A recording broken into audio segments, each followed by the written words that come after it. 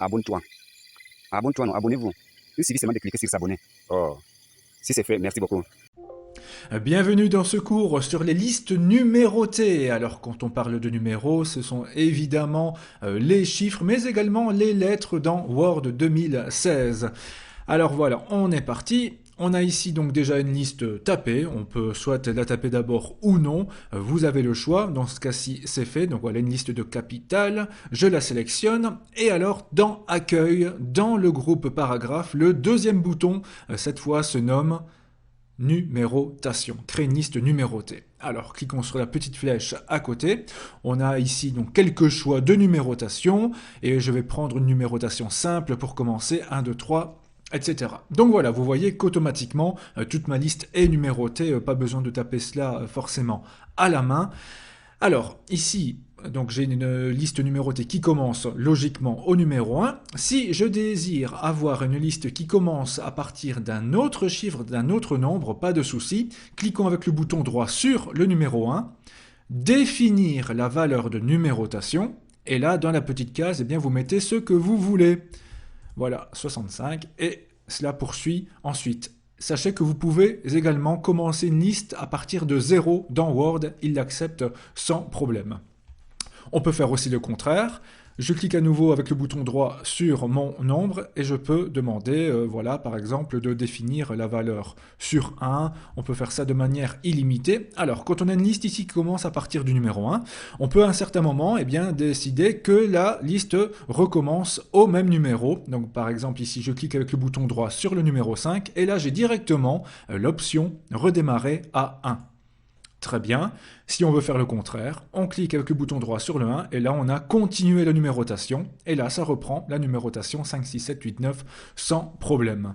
On peut aussi très bien casser une liste. Exemple, voilà, j'ai 1, 2, 3, 4, 5 et ensuite je veux directement passer au numéro 12 par exemple. Alors je clique avec le bouton droit sur le 6, définir la valeur de numérotation.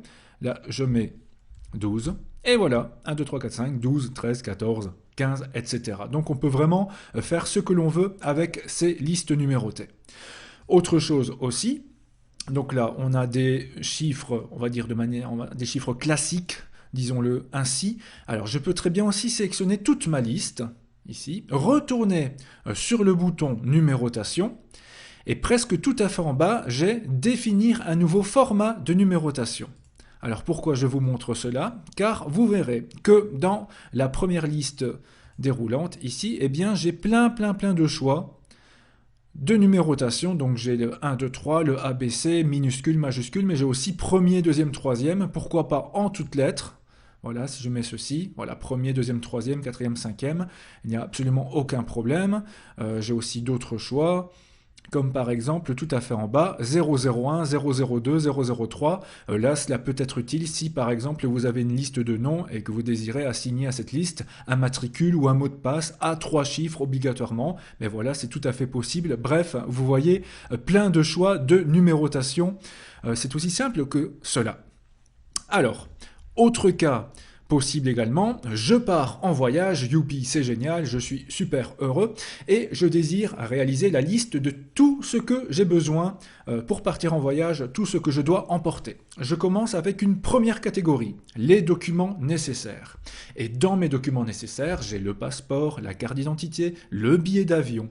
Alors mon but ici, c'est de pouvoir faire passer passeport, carte d'identité et billet d'avion en dessous de documents nécessaires, mais toujours dans mon numéro 1, parce que cela fait partie de la même catégorie. Or, si je me place devant passeport et que j'appuie simplement sur Enter, Entrée, cela passe logiquement au numéro 2. Ce n'est pas ce que je veux, donc j'annule. Alors regardez bien, il y a une petite combinaison de touches du clavier pour réaliser cela. Si j'appuie sur la touche Shift ou Maj ou majuscule, c'est la touche qui se trouve en général au-dessus de la touche CTRL avec une petite flèche vers le haut, donc on l'appelle majuscule, Maj, Shift. Vous laissez cette touche-là enfoncée et vous appuyez ensuite sur Entrée, Enter. Et le Maj Enter, Shift Enter, permet de faire passer des éléments juste en dessous du premier titre, disons, tout en restant dans le même numéro ou éventuellement aussi la même puce si vous utilisez une liste à puces. Alors je continue, donc voilà, carte d'identité, Maj Enter, billet d'avion, Maj Enter.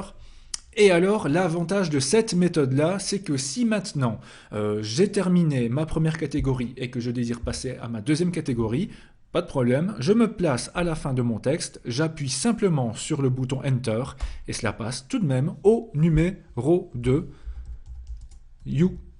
Pas Youpi, mais Youpi, voilà. Alors, le Magenter est également utile si vous désirez un peu aérer vos différentes catégories. Exemple ici, j'aimerais avoir un espace entre billet d'avion et mon Youpi. Eh bien, je me place à la fin de billet d'avion, Magenter, et ça me crée un espace tout simple, sans m'ajouter de numéros, ou sans casser ma liste, ou d'autres choses. Donc pensez à cela, un Magenter, pour simplement passer à la ligne tout en restant dans le même numéro ou la même puce. Par contre, si on fait un vrai Enter, là ça passe au numéro suivant. Alors comment voir ce que l'on a fait? Petit rappel, on va dans Accueil, vous cliquez sur les caractères non imprimables, c'est-à-dire le petit P à l'envers, et là quand vous avez fait un vrai Enter, c'est cette sorte de petit P à l'envers qui apparaît. Par contre, quand on a fait un Magenter, eh bien, c'est une petite flèche. Comme ça, vous voyez exactement ce que vous avez fait. Voilà, à très bientôt pour un autre tutoriel Word 2016.